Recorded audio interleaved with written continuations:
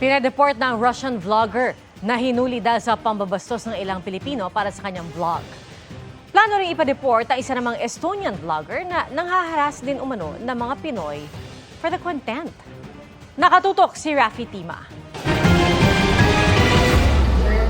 Matapos makulong ng ilang buwan, dineport na kahapon pabalik sa Russia ang vlogger na si Vitaly Sadorovutsky.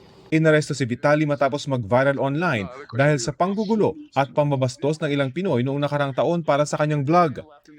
Sa inquest proceedings, inamin ni Vitaly ang mga ginawa niyang panghaharas para sa kanyang vlog. Sinubukan din niyang magbayad ng piyansa pero tinanggihan ito ng BI. Sa kanyang deportation order, tinawag siyang isang undesirable alien. Ayon sa BI, blacklisted na sa Pilipinas si Vitaly. You're under arrest? Sa Dumaguete City, Negros Oriental, inaresto naman ang isang Estonian vlogger. Inireklamo si Sim Rosipo ng harassment dahil sa pagkuha umano niya ng video ng walang pahintulot. Idineklara ng sangguniang panglungsod ng Dumaguete City ang vlogger na persona non grata. If somebody was offended, I'm very sorry about this. Maybe my understanding of the situation was wrong. Binigyang diin naman ni BI Commissioner Joel Viado na hindi content playground ng Pilipinas.